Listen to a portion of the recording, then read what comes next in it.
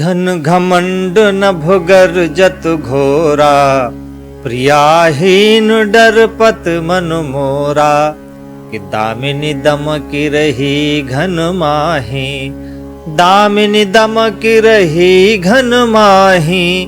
कि दामिनी दमकी रही घन माही, खलकै प्रीति जथा थिर नाही। गोस्वामी तुलसीदास की रचनाओं को लोक जीवन की रचनाएं कहा जाता है।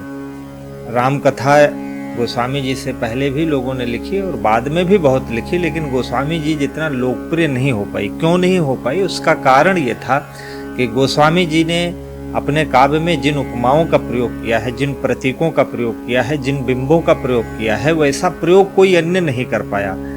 संस्कृत में कहा जाता है उपमा कालिदास से, अर्थात कालिदास की उपमा सर्वश्रेष्ठ है। लेकिन गोस्वामी तुलसीदास जी की उपमाएं जो है वो लोक जीवन पर आधारित हैं। इस समय सावन का माह चल रहा है, वर्षा चल रही है, और वर्षा ऋतु का एक वर्णन है रामचरितमानस में, जिसमें लोक जीवन के प्रतीकों का बड़ी ही सहजता से प्रयोग किया गया है। जो हम मित्र हमारे कविता लिखते हैं और हमसे अक्सर पूछते हैं कि अच्छी कविता लिखने के लिए किसको पढ़ा जाए, तो मैं उन्हें रामचरितमानस के कई प्रसंग पढ़ने की सलाह दूंगा, जिनमें अलंकारों का और लोकोक्तियों का और मुहावरों का और लोक जीवन की जो विसंगतियों का प्रयोग है वो किस तरह से किया है।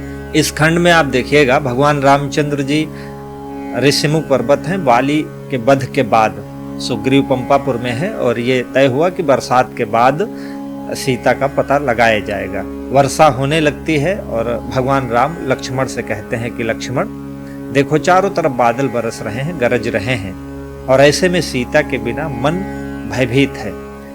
बिजली चमक रही है और बिजली चमकती है और फिर विलुप्त हो जाती है। अब यहाँ से आप उपमानों का प्रयोग देखिए कि दामिनी दमकी रही घन माही, दामिनी दमकी रही घन माही। खलकै प्रीति जथा थिर नाही। पहला प्रयोग देखिए, जिस प्रकार दुष्ट आदमी का प्रेम स्थिर नहीं रहता है, ऐसे ही बिजली भी स्थिर नहीं है, कभी यहाँ चमकती है कभी वहाँ चमकती है। ऐसे बहुत सारे जीवन में अवसरवादी लोग आपको भी मिलते होंगे, जो आपसे मिले तो आपसे प्रेम है, दूसरे से मिले तो दूसरे से प्रेम है, उनका प्रेम स्थिर नहीं रहता।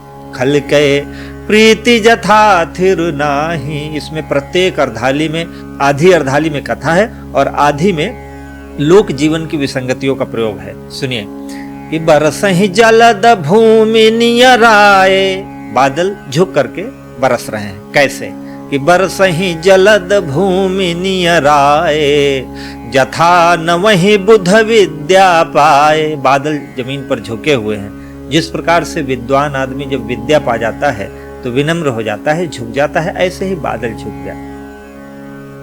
कि बूंदू आघात साहि गिरि कैसे, बादल बरसते हैं और बूंदों की चोट पर्वत पर पड़ती है, पर्वत चुपचाप सह लेते हैं। कैसे? कि बूंदू आघात साहि गिरि कैसे, बूंदू आघात साहि गिरि कैसे। खल के वचन संत सह जैसे। जिस प्रकार दुष्ट व्यक्ति की वाणी को सज्जन व्यक्ति चुपचाप सह लेता है। कि क्षुद्र नदी भरी चली तोराई, छोटी छोटी नदियां किनारे तोड़ करके बहने लगती हैं। कैसे? लोक जीवन से देखो, कवि उपमा निकालता है कि क्षुद्र नदी भरी चली तोराई, कि क्षुद्र नदी भरी चली तोराई। जस थोरहु धन खल बौराई। जैसे थोड़ा सा धन पाकर के दुष्ट आदमी बौरा जाता है, पगला जाता है, ऐसे ही नदियां थोड़ा सा जल पाकर के किनारे तोड़कर बहने लगती। कि भूमि परत भा ढा भर पानी, कि भूमि परत भा ढा भर पानी। जमीन पर पानी आता है, ऊपर से साफ साफ आता है, जमीन पर जब आता है तो गंदा हो जाता है। कैसे? कि जनु जीवहि माया लपटानी। जिस प्रकार से जीवात्मा परमात्मा के पास से आती है शुद्ध शुद्ध, लेकिन धरती पर आकर माया मोह से ग्रस्त होकर के गंदली हो जाती है, उसी तरह बूंदे धरती पर गिरती हैं और पानी मटमैला हो जाता है, गंदा हो जाता है। कि सिमटी सिमटी जल भरहि तलावा। धीरे धीरे पानी एकत्र होता है सरोवर में। कैसे? सिमटी सिमटी जल भरहि तलावा जिम सद्गुण सज्जन पहियावा। जैसे सज्जन व्यक्ति में सद्गुण धीरे धीरे विकसित होते हैं, ऐसे ही धीरे धीरे सरोवर में पानी एकत्र हो रहा है। हर आधी चौपाई में देखिए आप उपमान कि सिमट सिमट जल भरहि तलावा जिम सद्गुण सज्जन पहियावा। कि सरिता जल जल निधि मह जाई होई अचल जिम जीव हरि पाई। सरिता अर्थात नदी का पानी धीरे धीरे समुद्र में जाता है और समुद्र से मिलकर के समुद्र हो जाता है। ठीक उसी तरह जिस तरह से जीवात्मा इस संसार से जाती है धीरे धीरे और परमात्मा में जाके परमात्मा हो जाती है, अर्थात मोक्ष को प्राप्त करके परमात्मा में विलीन हो जाती है, वैसे ही नदियों का जल धीरे धीरे समुद्र में जाकर समुद्र हो जा रहा है। कि हरित भूमि तृण संकुल समुझे परहि नहीं पंथ।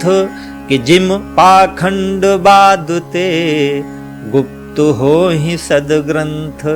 हरी हरी घास उगाई है, बड़ी बड़ी घास हो गई है और उन घास में जो मार्ग है वह दिखाई नहीं पड़ता है।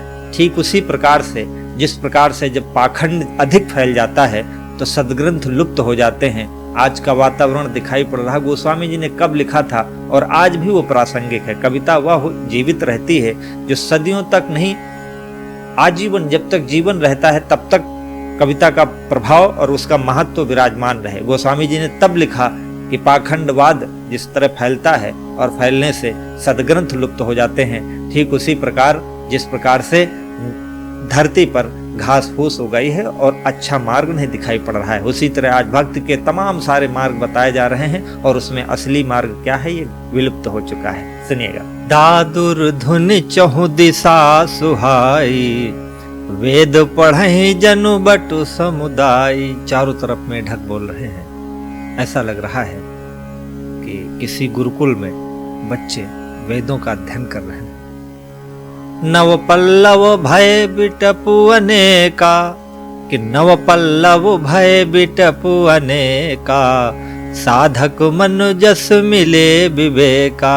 फिर आधी पंक्ति में देखिए नए नए पल्लव आ गए हैं, पेड़ों में नए नए पत्ते आ गए हैं। जैसे साधना करने वाले व्यक्ति को, साधक को नए नए विवेक मिला करते हैं। कि अरक जवास पातु बिनु भयऊ। कि अरक जवास पातु बिनु भयऊ जस सुराज खल उद्यम गयऊ। अर्क और जवास, मदार और जवास के पत्ते झड़ गए हैं। ठीक उसी प्रकार से जिस प्रकार राजा जब अच्छा होता है, सुराज होता है, तो दुष्टों का उद्यम अपने आप समाप्त हो जाता है। गोस्वामी जी ने कब कहा था और आज भी वह बातें प्रासंगिक हैं। आप उत्तर प्रदेश को देख के इसका उदाहरण ले सकते हो। कि अरक जवास पात बिनु भयऊ जस सुराज खल उद्यम गयऊ। खोजत कतहु मिलई नहीं धूरी करई क्रोध जिम धर्म ही दूरी। कहीं भी धरती पर जरा सा भी धूल नहीं बची है। ठीक उस प्रकार जिस प्रकार क्रोधी व्यक्ति की धर्म से दूरी हो जाती है, क्रोध करने वाले व्यक्ति को धर्म नहीं दिखाई पड़ता है, उसी तरह पूरी धरती पर कहीं पर धूल नहीं दिखाई पड़ रही है। शशि संपन्न सोह महि कैसे उपकारी कै संपत्ति जैसे। चंद्रमा पूरी तरह से खिला हुआ है और धरती इस प्रकार शोभित हो रही है जैसे परोपकारी व्यक्ति के पास जब संपत्ति होती है तो उसके आसपास के सारे वातावरण में आनंद और उत्सव रहता है। आधी चौपाई देखिएगा, आधी अर्धाली देखिएगा और आधे में क्या लोक जीवन की विसंगतियों का प्रयोग किया है गोस्वामी जी ने। बस ये काव्य कला है उनकी। निशितम घन खद्योत विराजा जनु दम्भिन कर मिला समाजा। कि महावृष्टि चले फूट कियारी जिम स्वतंत्र भय बिगरई नारी। अंधकार होता है और जुगनू चमकते हैं, जैसे दंभियों को उनका समाज मिल गया हो। अंधकार की वजह से उनका प्रभाव दिखाई पड़ रहा है। वर्षा अधिक होने के कारण खेतों की मेड़, क्यारियों की मेड़ टूट जाती है और पानी चारों तरफ फैल जाता है, अनियंत्रित होकर बह रहा है। ठीक उसी प्रकार जिस प्रकार जब नारी स्वतंत्र होने पर अनियंत्रित हो जाती है, उसी प्रकार से जल अनियंत्रित है। गोस्वामी जी की काव्य कला की यही विशेषता मैं जो आपको बताना चाहता था। कब उन्होंने लिखा और सैकड़ों साल बाद आज भी उनकी हर एक पंक्ति प्रासंगिक है, क्योंकि उन्होंने लोक जीवन से, लोक स्वभाव से उपमान निकाले हैं कि कृषि निरावहि चतुर किसाना। किसान लोग अपने खेतों की निराई कर रहे हैं। कैसे? कृषि निरावहि चतुर किसाना, कृषि निरावहि चतुर किसाना, और जिम बुध तजहि मोह मद माना। किसान अपने खेतों से घास फूस निकाल रहे हैं। जैसे विद्वान व्यक्ति जो होता है वो अपने आप अपने मन के घास फूस, मोह मद, अहंकार को धीरे धीरे निकाल कर बाहर कर देता है। कि देखियत चक्रबाक खग नाही, कि देखियत चक्रबाक खग नाही, कलिह पाई जिमि धर्म पराही। चक्रवाक एक पक्षी होता है जो किसी अभिशाप के कारण रात्रि में दोनों युगल बिछड़ जाते हैं और प्रातः काल मिल जाते हैं। लेकिन बादल की वजह से अंधकार है, इसलिए चक्रवाक दिखाई नहीं पड़ रहे हैं। ठीक उसी प्रकार से नहीं दिखाई पड़ रहे हैं जिस प्रकार कलयुग के आ जाने से धर्म दूर दूर हो जाता है, उसी तरह चक्रवाक दूर दूर हो रहे हैं। कि ऊसर बरसई तृण नहीं जामा, जिम हरिजन ही उपज न कामा। इतनी वर्षा हो रही है, सारी पृथ्वी हरी भरी हो रही है, लेकिन ऊसर के ऊपर कोई प्रभाव नहीं है, वहां एक तृण भी नहीं उग रहा है। ठीक उसी प्रकार से जिस प्रकार से जो हरिजन होता है, ईश्वर का भक्त होता है, उसके हृदय में लालसाएं, इच्छाएं जन्म नहीं लेती हैं, ठीक उसी प्रकार ऊसर में एक भी तृण नहीं उग रहा है। कि विविध जंतु संकुल मही भ्राजा, प्रजा बाढ़ जिम पाई सुराजा। विविध प्रकार से अनेक प्रकार के जीव जंतुओं से धरती समृद्ध हो रही है। ठीक उसी प्रकार से जिस प्रकार जब राजा अच्छा होता है तो उसके राज्य में प्रजा अपने आप एकत्र होने लगती है।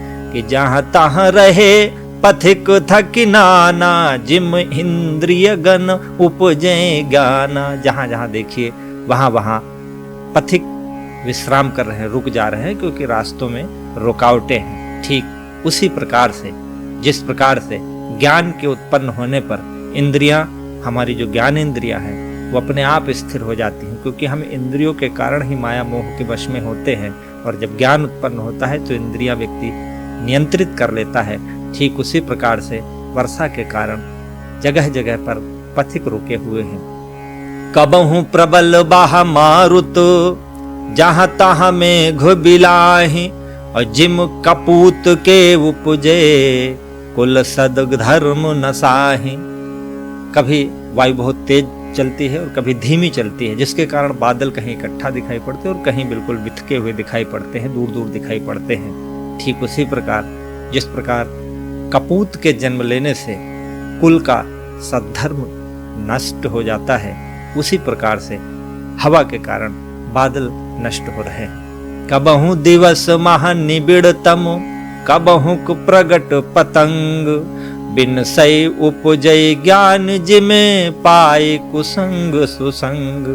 कभी दिन में अंधकार दिखाई पड़ता है और कभी सूर्य दिखाई पड़ता है। ठीक उसी प्रकार से जिस प्रकार से सत्संगति और कुसंगति पाकर के व्यक्ति के आचरण में परिवर्तन होता रहता है।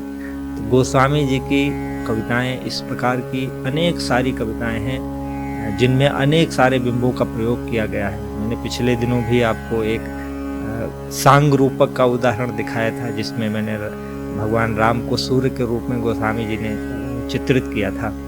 और लोक जीवन की यह सबसे अच्छी और सबसे सुंदर प्रस्तुति है, जिसमें लोक जीवन के उदाहरणों को लेकर के वर्षा का वर्णन किया गया है। ये आपको वीडियो कैसा लगा हमें कमेंट में ज़रूर बताइएगा, और हमारे साथ जुड़े रहने के लिए हमारे चैनल को ज़रूर फॉलो कीजिए। नमस्कार, जय हिंद।